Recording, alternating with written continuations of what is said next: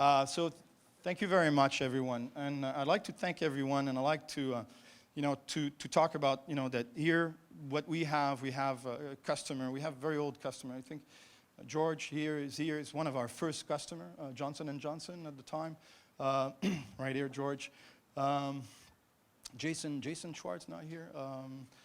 Our oldest clients are still here and become friends, literally.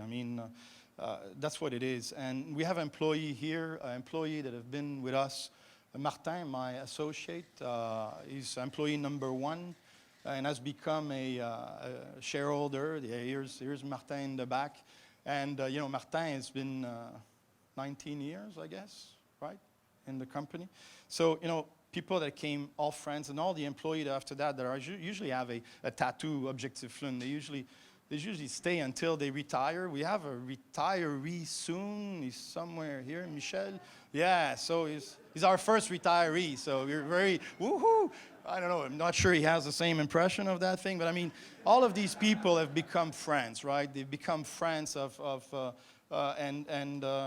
that's what this business is. The customer, the partners, it's really becoming a family. And we have that spirit in the company. We're very happy. Actually, talking of family, my family is here. My oldest daughter, Audrey, mentioned that, hey, we did contribute for the last 20 years. So she said, hey, we need to come, definitely. And now we have my beautiful Audrey that is right there.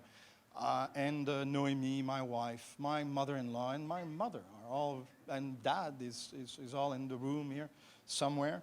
And they wanted to be part of this thing. So it's really friend and family. That's the way we see business in the company. I have a few anecdotes I'd like to tell. This business started a long time ago, and it started from very modest start. And there's a lot of people talking, the business started in the garage. Well, listen, 20 some odd years ago, and that was prior to the company starting, I visited a friend of mine who, started a little business, and that business was in Otterburn Park, and it was in a basement of another friend's dad business. And it was one of the most bizarre setup. And there were, Jean-Pierre is here, he's still with us. And Jean-Pierre, initiated this whole thing, and he said, yeah, well, let's start a business. And we started talking about this. And while I was talking to him, there was a window of the basement where I saw, and then there was chicken, literally chicken, passing by, And I said, wow, okay.